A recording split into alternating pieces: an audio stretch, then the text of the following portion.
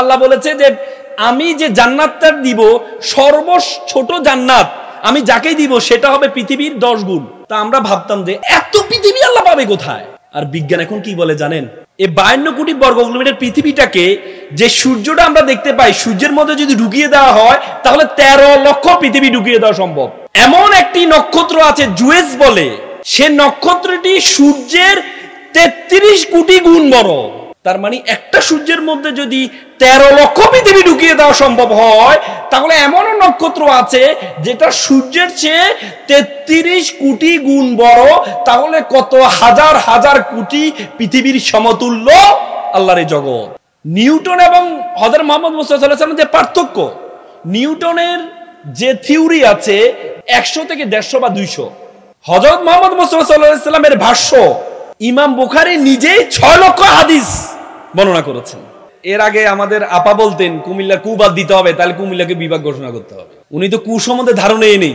আলেম সমাজ জানে কু একটা আরবি শব্দ, কোরআনে বলে কু আনফুসুকুম, নিজেকে বাঁচাও। কু শব্দের অর্থ হচ্ছে বাঁচাও, আর মিল্লা শব্দের অর্থ হচ্ছে জাতি। কুমিল্লা মানে যারা জাতিকে বাঁচায়। কুম লিল্লা, কুম মানে দাঁড়িয়ে যাওয়া, লিল্লা মানে আল্লাহর জন্য। যারা আল্লাহর জন্য দাঁড়িয়ে যায় তাদের বাড়ি নাকি কুমিল্লা। বাংলাদেশে প্রমিনেন্ট যে স্কলার আছে, ইসলামিক স্কলার আছে, মিজানুর রহমান আজহারী সাহেব, আপনাদের মোস্তাক সাহেব, ডাক্তার বাশার সাহেব, অনেক বড় বড় প্রমিনেন্ট স্কলার যারা, তাদের বাড়ি কুমিল্লা। তার মানে আল্লাহর জন্য দাঁড়িয়ে যাওয়া এটা তো অযথার্থ না, যথার্থ নাকি? কুমিল্লার বিভাগ নিয়ে ব্যাপক আন্দোলন হচ্ছে নাকি? বিভাগ, আমার মনে হচ্ছে আমি আসার পথে রাস্তাঘাট যা দেখলাম, রাস্তাঘাট দেখে মনে হলো যে বিভাগ প্রয়োজন আছে। কারণ নোয়াখালীর মানুষ বলে যে বিভাগ এই জন্য লাগবে কারণ তারা হচ্ছে সবচেয়ে মানে অউন্নত, উন্নত করার জন্য বিভাগের মাধ্যমে তাদেরকে উন্নত করা হবে। তো সেই হিসাবে ব্রাহ্মণপাড়া অউন্নত, তো সুতরাং ন্যূনতম ব্রাহ্মণপাড়ার উন্নতির জন্য হলো কুমিল্লাকে বিভাগ হওয়া দরকার নাকি? আচ্ছা যাক, আপনারা যে ব্রাহ্মণপাড়ার মানুষ সবচেয়ে বেশি ক্ষতিগ্রস্ত হয়েছেন, আপনাদেরকে রাস্তাঘাট দেওয়া হয়নি। গত 18 বছর আপনারা ভিক্টিমাইজ হয়েছেন নাকি? গত 18 বছর যারা ভালো ছিল বর্তমানে তারা কি নেয়, ভালো নেই। আর গত 18 বছর যারা খারাপ ছিল বর্তমান তাদের জন্য ভালো সময় নাকি? কুমিল্লা যখন ব্রিটিশ ইন্ডিয়ান কোম্পানি যখন ভারতে আসছে 1757 সালের পরবর্তীতে, 1780 সালে একটা ত্রিপুরা অঞ্চল ছিল, ত্রিপুরা। সেই ত্রিপুরার অঞ্চলের অধীনে ছিল কুমিল্লা, নোয়াখালী, লক্ষ্মীপুর, ফেনী, তারপর ব্রাহ্মণবাড়িয়া, চাঁদপুর, মিরসরাই পর্যন্ত একটা ত্রিপুরা অঞ্চল ছিল। এই ত্রিপুরা অঞ্চলের ক্যাপিটাল ছিল কোথায় জানেন? রাজধানী ছিল কুমিল্লা।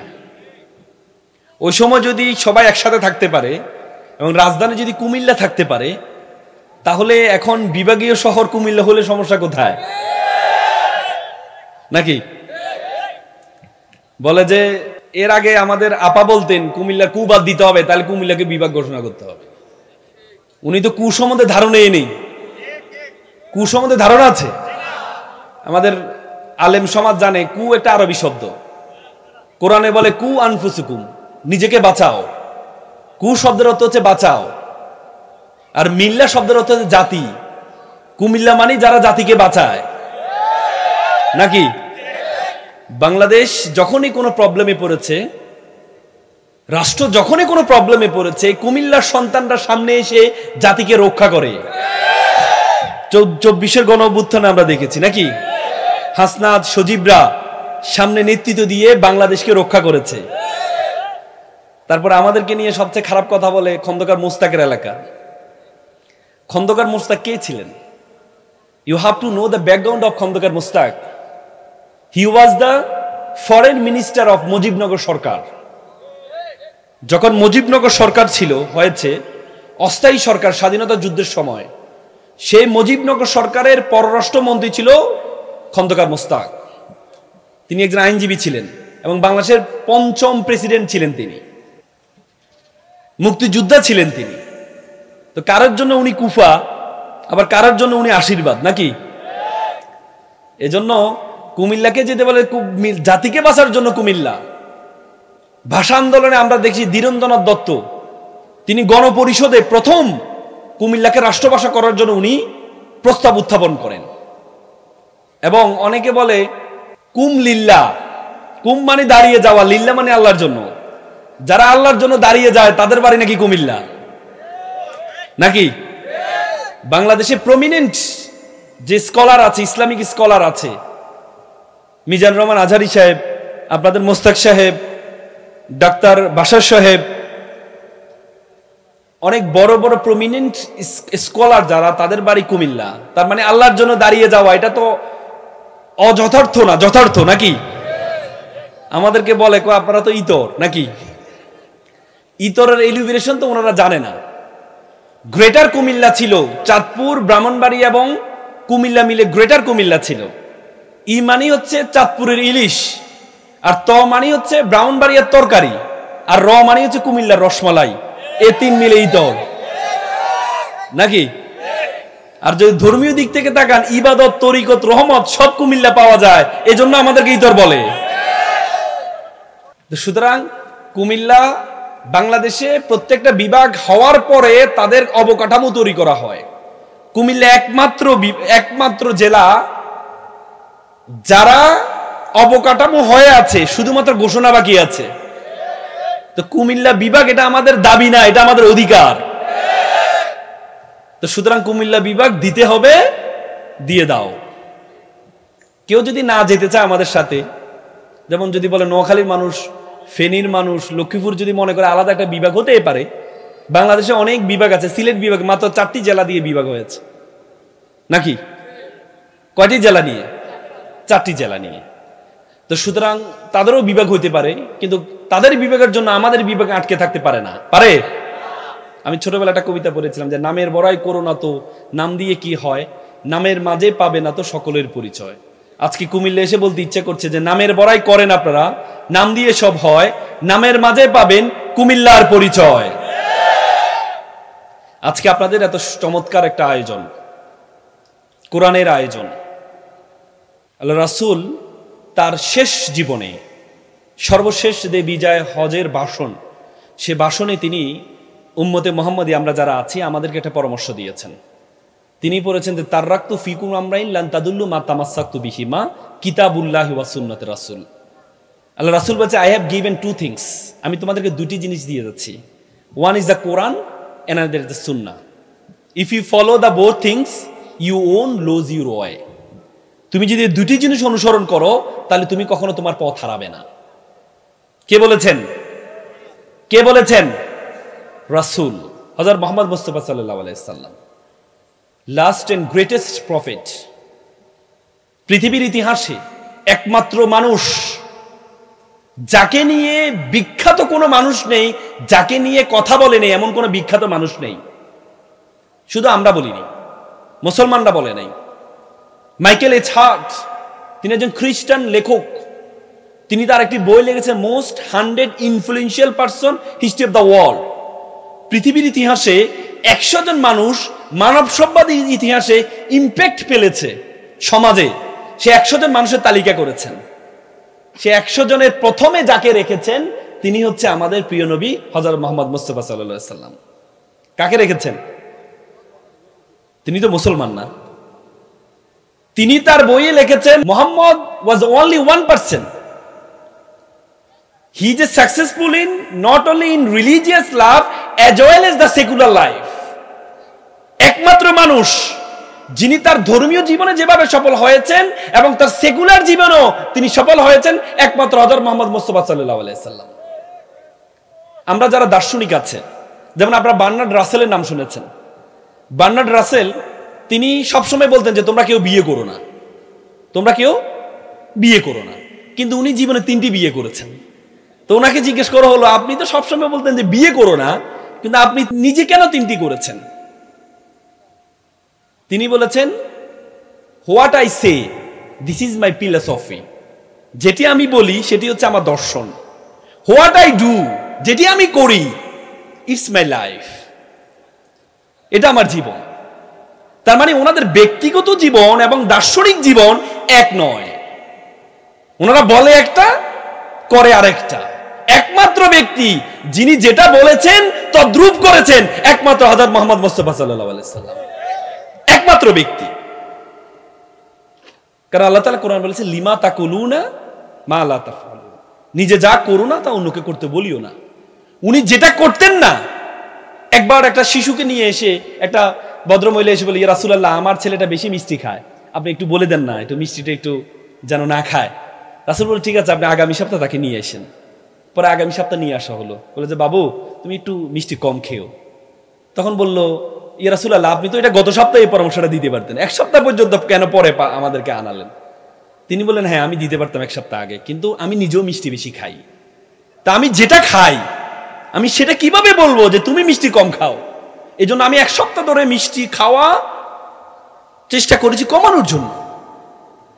কমানোর পরে তারপরে আমার মনে হয়েছে তাকে পরামর্শ দেওয়া যায় যে তুমি কি মিষ্টি কম খাও। What a person, what a personality, what a man. Michael এছাড় দ্বিতীয় যে ব্যক্তি নিউটনকে সেকেন্ড পজিশনে রেখেছেন। নিউটন এবং হযরত মুহাম্মদ মুস্তাফা সাল্লাল্লাহু আলাইহি ওয়াসাল্লামের যে পার্থক্য, নিউটনের যে থিওরি আছে, তার যে বিভিন্ন ভাষ্য আছে 100 থেকে 150 বা 200। হযরত মুহাম্মদ মুস্তাফা সাল্লাল্লাহু আলাইহি ওয়াসাল্লামের ভাষ্য ইমাম বুখারী, উজবেকিস্তান, আমার বোখারা শহর, উজবেকিস্তানের বোখারা শহর আমার যাওয়ার আল্লাহ তৌফিক দিয়েছে, আমি গিয়েছিলাম। ইমাম বুখারী নিজেই 6 লক্ষ হাদিস বর্ণনা করেছেন।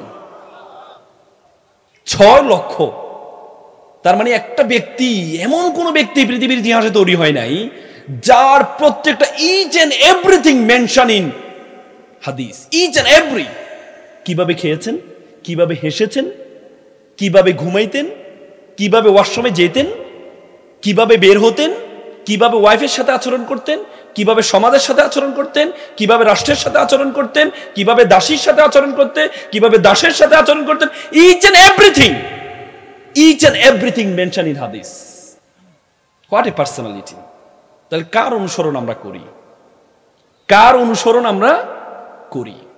আজকে এখানে আপনারা যারা আছেন, এখানে আপনারা যারা আছেন, আল্লাহ তাআলার সবচেয়ে, আল্লাহর যত সৃষ্টি আছে, আল্লাহ তাআলার যত সৃষ্টি আছে, সৃষ্টির সেরা মানুষগুলো হচ্ছে আপনারা। আল্লাহর সৃষ্টি সম্বন্ধে আপনি অবাক হয়ে যাবেন, আল্লাহর সৃষ্টি সম্বন্ধে আপনি অবাক হয়ে যাবেন। আল্লাহ তাআলা প্রথম যখন পৃথিবীটা তৈরি করছেন, পৃথিবী যখন তৈরি করছেন, পৃথিবীটা তৈরি করার পর পৃথিবীটার মধ্যে কম্পন শুরু হয়েছে, কাঁপাকাঁপি শুরু হয়েছে। আপনারা জানেন পৃথিবীটা তার নিজস্ব কক্ষে প্রায় 650 পার আওয়ার কিলোমিটার বেগে চলে। 650। আমাদের গাড়ি 100 থেকে 150 চলে, কিন্তু আমরা পৃথিবীর ভিতরে বসে আমরা বুঝতে পারি না, পারি? আমাদের মনে হয় যে পৃথিবী এত জোরে ঘুরে কোথায়, আমরা তো দেখি না। বিমানে যারা চড়েছেন, বিমানে যারা চড়েছেন, আপনি দেখবেন বিমানে উঠার পরে বিমান এত স্পিড 300-350 বার মাইল চলে, বেগে চলে, কিন্তু বিমানে যখন আপনি বসেন, আপনি যখন চা খান, চা কি কাঁপে? কাঁপে? কাঁপে না, কাঁপে না। কারণ কি? স্পিডটা হচ্ছে বাহিরে, ভিতরে স্পিডটা দেখা যায় না। পৃথিবী যে এত ঘুরে, এত স্পিডে চলে, এটা যদি বিমান এবং জাহাজ আবিষ্কার না হতো তাহলে মানুষ বিশ্বাস করতো না, মানুষ বিশ্বাস করতো না। আল্লাহ তাআলার সৃষ্টির যত বিষয়গুলো আছে, প্রত্যেকটা বিষয় মানুষ বিশ্বাস করেছে পরে। আপনি দেখেন, ইসলাম বলেছে সাক্ষীর বিষয়, ইসলাম কি বলে? সাক্ষী বলেছে, ইসলাম বলেছে চাক্ষুষ প্রমাণ লাগবে, চাক্ষুষ। যখন ভিডিও আবিষ্কার হয়েছে, যখন ভিডিও আবিষ্কার হয়েছে, তখন মানুষ বলে যে সাক্ষীর চেয়ে ভিডিও তো অনেক গুরুত্বপূর্ণ। ভিডিওতে দেখা যাচ্ছে সে চুরি করছে, তাহলে সাক্ষী, চাক্ষুষ সাক্ষীর চেয়ে তো ভিডিওটা গুরুত্বপূর্ণ। তখন আমাদের কাছে ওইটাই মনে হয়েছিল। কিন্তু আল্লাহ তো জানে এআই আবিষ্কার হবে, হবে না? হবে। ওই দিন আমি কোর্টে একটা ভিডিও দিচ্ছিলাম, কোর্টকে বিপরীত পক্ষ বললো, স্যার এটা এআই দিয়ে তৈরি, এআই দিয়ে তৈরি। তার মানে আমরা যখন বলেছি যে আল্লাহ বলেছে চাক্ষুষ সাক্ষী, আমরা বলেছিলাম না তার চেয়ে বড় সাক্ষী হচ্ছে ভিডিওগ্রাফি। এআই আসার আগ পর্যন্ত আমাদের কাছে মনে হয়েছে না চাক্ষুষের চেয়ে ভিডিওগ্রাফিটা সবচেয়ে গুরুত্বপূর্ণ, নাকি? নাকি? কিন্তু যখন এআই আসলো তখন মানুষের মাথায় ঢুকেছে না, ভিডিওর চেয়ে চাক্ষুষ প্রমাণটা সবচেয়ে গুরুত্বপূর্ণ। সৃষ্টিকার আল্লাহ, আল্লাহ তো জানে কখন এআই আসবে নাকি। আমরা যখন ছোটবেলা ছিলাম, যখন শুনতাম আমাদের মাওলানারা ওয়াজ করতো যে তোমাকে তোমার ডান হাতে তোমার পুরো আমলনামা দেওয়া হবে, আমরা তখন অবাক হইতাম, কিভাবে সম্ভব? 70 বছর জীবন কিভাবে ডান হাতে দিবে? বিশ্বাস করুন, এখন আপনাদের কাছে মনে হবে না। আমরা যখন ছোট ছিলাম, আমাদের হুজুরা যখন ছোট ছিল, তখন বলেছে ডান হাতে তোমার আমলনামা দেওয়া হবে। আমাদের কাছে অবিশ্বাস্য মনে হয়েছে, ডান হাতে 70 বছরের জীবন কিভাবে আমলনামা ডান হাতে, এক হাতে কিভাবে দিবে? কিন্তু যখন মেমোরি কার্ড আবিষ্কার হলো, যখন গিগাবাইট মেগাবাইট আবিষ্কার হলো, তখন আমাদের কাছে মনে হলো একটা মেমোরি কার্ডের মধ্যে 70 বছর না, 100 বছর না, 1000 বছর একটা মেমোরি কার্ডে রাখা যাবে। যাবে না? এটা কখন মনে হয়েছে আমাদের কাছে? কখন মনে হয়েছে? যখন মেমোরি কার্ডটা আসছে। আল্লাহ তো জানে মেমোরি কার্ড আসবে। আল্লাহ যখন আমরা ছোটবেলা শুনতাম, আল্লাহ বলেছে যে আমি যে জান্নাতটা দিব, সর্বছোট জান্নাত আমি যাকেই দিব সেটা হবে পৃথিবীর 10 গুণ। কত গুণ?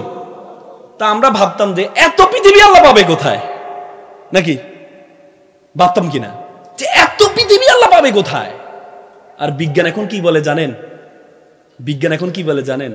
আমাদের পৃথিবীর আয়তন কত জানেন? আমাদের পৃথিবী আছে 52 কোটি বর্গ কিলোমিটার পৃথিবীর আয়তন।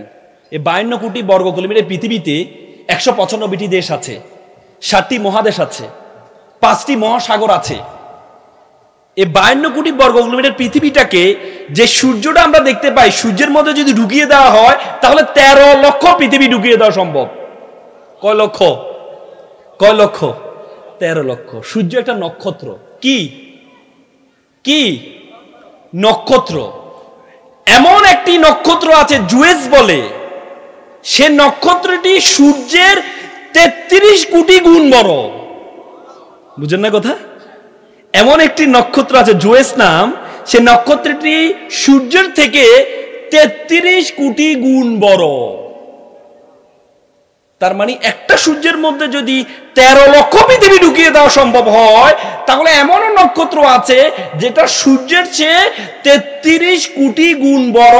তাহলে কত হাজার হাজার কোটি পৃথিবীর সমতুল্য আল্লাহর এই জগৎ। 7 আসমান বলি না আমরা? 7 আসমান। একটা আসমান থেকে আরেকটা আসমানের যে দূরত্ব, হাদিসে আসে সাহারা মরুভূমির মধ্যে তোমার আংটিটা যদি পড়ে যায়, আংটিটা সাহারা মরুভূমির তুলনায় আংটিটা যত ছোট মনে হবে, তেমনি এক আসমান থেকে আরেক আসমানের যে দূরত্ব এটাও এই যে আংটির সমতুল্য। বুঝেন নাই কথা? বুঝেন নাই? তাহলে সর্বশেষ পৃথিবী 10টা পৃথিবী দিবে, এটা আমরা একসময় অবাক হতাম। আর এখন পৃথিবী, বিজ্ঞান কি বলে? বিজ্ঞান কি বলে? একটা মাত্র গ্রহ আছে, সেটা পৃথিবী, যার একটা মাত্র উপগ্রহ, সেটি হচ্ছে চাঁদ। কি কি চাঁদ। চাঁদ, পৃথিবীর চারদিকে শুধু প্রদক্ষিণ করে। চাঁদে দেখবেন, চাঁদের কালার দেখেছেন? যত গ্রহ আছে সব গ্রহের কালার দেখবেন, আর পৃথিবীর কালার দেখবেন। আল্লাহ তাআলা সবচেয়ে প্রিয় মানুষ, যার জন্য পৃথিবী তৈরি করেছেন, তাকে রক্ষা করার জন্য আল্লাহ একটা উপগ্রহ দিয়েছেন চাঁদ। চাঁদ পৃথিবীর চারদিকে এভাবে ঘুরে।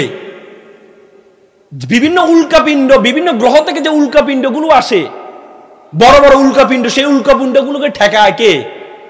চাঁদ। আপনি চাঁদকে একটু জুম করে দেখবেন, চাঁদের মধ্যে বড় বড় গর্ত আছে, বড় বড় গর্ত। সেটা কিসের গর্ত জানেন? এই পৃথিবীকে রক্ষা করার জন্য চাঁদ নিজেকে উৎসর্গ করে দেয়। আল্লাহ তাআলা কোরআনে বলেছে, হুয়াল্লাযী খালাকালাকুম মা ফিল আরদি জামিআ, আমি আসমান এবং জমিনে যা কিছু আছে সবকিছু আমি তোমার জন্য সৃষ্টি করেছি। কার জন্য? কার জন্য? আমার আর আপনার জন্য। আর আমাকে আর আপনাকে সৃষ্টি করেছে কেন জানেন? ওয়ামা খালাকতুল জিন্না ওয়াল ইনসা ইল্লা লিয়াবুদুন। I created everything for you and you are created only for my worship. পৃথিবী যা কিছু আছে সবকিছু আমি তোমার জন্য সৃষ্টি করেছি, আর তোমাকে আমি সৃষ্টি করেছি শুধুমাত্র কার ইবাদত করার জন্য? কার? কার? আল্লাহর ইবাদত। What is the meaning of ibadat? What is the meaning of worship? ইবাদতের সংজ্ঞা কি? ইবাদতের সংজ্ঞা কি? আপনারা যে পড়াশোনা করছেন, gathering the knowledge is the one kind of ইবাদত। নামাজের ব্যাপারে কোরআনে 82 বার এমফেসাইজ করেছেন। 82 বার কোরআনে জ্ঞান অর্জন করার কথা বলেছেন আল্লাহ তাআলা। এটা কি কাকতালীয়? কাকতালীয়? আল্লাহ তাআলা রাসূলকে বলেছেন, কুল হাল ইয়াস্তাবিল্লাযীনা ইয়ালামুনা ওয়াল্লাযীনা লা ইয়ালামুন। Who knows and who doesn't know, all are not same. যে জানে, যে জানে না, সে সমান নয়। সে সমান নয়। পুরো পৃথিবীটাকে রাজ করছে কারা জানেন? যারা কোরআনকে নিয়ে গবেষণা করছেন। কোরআন একটা মিরাকল, একটা মুজিজা। কোরআন, কোরআনের প্রত্যেকটা আয়াত বৈজ্ঞানিকভাবে প্রমাণিত। প্রত্যেকটা আয়াত। পৃথিবীর একমাত্র পঠিত কোরআন শব্দটা কারউন শব্দ থেকে আসে, যার অর্থ হচ্ছে অধিক পঠিত। এত বেশি পঠিত কোনো গ্রন্থ নেই কোরআন। এখন আমাদের কাছে মনে হয় 1500 বছর আগের কোরআন বর্তমানে কোরআনটা অ্যানালগ হয়ে গেছে কিনা, মজা পাই না। মজা না পাওয়ার কারণ কি? ধরেন একটা অঞ্চলে তারা কখনো ডাব দেখে নাই। আপনি যদি বলেন ডাব খাবে, নারিকেল খাবে, নারিকেল বল কেমন, নারিকেল খুব মজা। এখন আপনি হঠাৎ করে একটা নারিকেল আপনাকে দেওয়া হলো, আপনি নারিকেল কামড়ানো শুরু করলেন, কিন্তু আপনি তো শুনলেন নারিকেল নাকি অনেক মজা, কিন্তু কোনো স্বাদ নাই, কোনো মজা নেই। কারণ কি জানেন? আপনি নারিকেলের চামড়াটা খাওয়া শুরু করেছেন। নারিকেলের ভিতরে যেটা আছে সেটি হচ্ছে কোরআন। আমরা অনেকে অনেক তর্ক করি, কোরআনকে অর্থের নাম নাকি কোরআন শব্দের নাম করি না? আমরা তেলাওয়াত করলেই হবে নাকি তেলাওয়াত ছাড়া অর্থ সহ বুঝে পড়তে হবে? আমরা তর্ক করি না? আচ্ছা আমাকে বলেন তো, আমরা চোখের কারণে দেখি নাকি আলোর কারণে দেখি? বলেন তো। আলোর কারণে। আলোর কারণে যদি দেখি, আলো আছে বা চোখ নাই, দেখবো? দেখবো? এবার বলবেন যে না, চোখের কারণে। চোখ আছে আলো নেই, দেখবো? দেখবো না। তার মানে দ্য কম্বিনেশন অফ বোথ, আলো এবং চোখ দুটির কম্বিনেশনে আমরা কি দেখি। তেমনি কোরআন শুধুমাত্র তেলাওয়াতের নাম নয়, কোরআন শুধুমাত্র অর্থের নামও নয়, কোরআন অর্থ এবং তেলাওয়াত দুটির নামে হচ্ছে আল কোরআন। বুঝতে পেরেছেন? কোরআন ধরেন আপনি একটা কাজের লোক আছে, আপনি একটা কাজের লোক একটা লিস্ট ধরিয়ে দিলেন, তোমাকে একটা লিস্ট দিলাম, যাও 1 কেজি আলু, 2 কেজি চিনি, 3 কেজি পেঁয়াজ নিয়ে আসো। সে লিস্টটা নিল, লিস্টটা নিয়ে মুখস্থ করা শুরু করলো, 1 কেজি আলু, 2 কেজি পেঁয়াজ, 1 কেজি আলু, 2 কেজি পেঁয়াজ।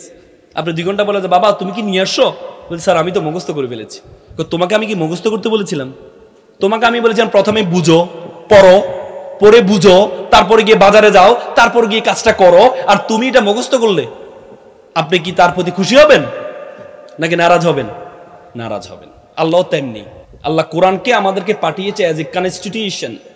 ইটস এ সংবিধান, it's a constitution, each and everything mention in Quran. আর আমরা কোরআনকে শুধু তেলাওয়াতের মধ্যে সীমাবদ্ধ রেখেছি। কোরআনকে শুধু তেলাওয়াতের মধ্যে সীমাবদ্ধ রেখেছি। প্রত্যেকটা জিনিস, প্রত্যেকটা থিওরি, বিজ্ঞানের প্রত্যেকটা থিওরি, আমি যদি থিওরি বলতে যাই, বললাম 3 দিন বললো কথা শেষ হবে না। প্রত্যেকটা থিওরি বৈজ্ঞানিকভাবে প্রমাণিত হয়েছে কোরআন থেকে, প্রত্যেকটা থিওরি। এই জন্য আপনাদেরকে বললো কোরআনটাকে লালন করতে হবে, কোরআনটাকে ধারণ করতে হবে। যারা যত বেশি কোরআনকে ধারণ করতে পারবেন তারা তারা সফল হবেন। এই জন্য আপনাদের প্রতি আমার উদাত্ত আহ্বান থাকবে, আপনারা কোরআনকে ধারণ করবেন, কোরআনকে লালন করবেন। পারবেন তো ইনশাল্লাহ? পারবেন তো ইনশাল্লাহ? আল্লামা নাজিবউদ্দিন এরবাকান, তিনি তুরস্কের সাবেক প্রধানমন্ত্রী ছিলেন। তিনি বলছেন 3টি কারণে আমাদের বিপ্লব হচ্ছে না, রিভলিউশন হচ্ছে না, আলেমরা ক্ষমতা আসছে না। কয়টি কারণে? 3টি কারণে। তার মধ্যে একটি কারণ হচ্ছে আমরা যে আদর্শ প্রচার করি সে আদর্শ সম্বন্ধে আমাদের ধারণা নেই। প্রথম, তার মানে আমরা কার আদর্শ প্রচার করি? কোরআনের আদর্শ, হাদিসের আদর্শ, রাসূলের আদর্শ। কিন্তু আমরা যারা এটা করি তাদের মধ্যে এই নলেজটা নেই। তা আপনার মধ্যে যদি নলেজ না থাকে তাহলে আপনি কিভাবে আদর্শ প্রচার করবেন? প্রথম কি, যেটা আমরা প্রচার করি সে সম্বন্ধে আমাদের ধারণা নেই। দ্বিতীয় হচ্ছে আমরা নিজে যেটা বলি, মুখে যেটা বলি, আমি নিজে সেটা করি না। আমি সেটা নিজে করি না। তার মানে আমরা সব সময় এখানে মাইকে আসলে আমরা অনেক ধরনের কথা বলি, অনেক বলি যে না তোমরা মেয়েদের কাছে যেও না, সামনে যেও না, অনেক ধরনের কথা বলি, কিন্তু বাস্তবিক লাইফে গেলে আমরা সেটা করি না। এজন্য আমাদের বিপ্লব হচ্ছে না। বুঝতে পেরেছেন? তৃতীয় বলেছেন হচ্ছে আমাদের মধ্যে, নিজেদের মধ্যে ভ্রাতৃত্ববোধ, ভালোবাসাটা, হৃদ্যতাটা নেই, যেটি নিয়ে আমরা এগিয়ে যাব, যেটি আগে সাহাবাদের মধ্যে ছিল। এর তিনটি যদি নিশ্চিত করতে পারেন তাহলে আমাদের সফলতা হবে। তো সুতরাং সকলেই আমি আপনাদের আহ্বান জানাবো, কোরআনের পথে থাকবেন। কোরআনের বাণী মানবে যে জন, সকাল সন্ধ্যা নিত্য জীবন তাহার ধন্য হবে, পরকালে মুক্ত। সকালে ভালো থাকবেন, সুস্থ থাকবেন। আসসালামু আলাইকুম।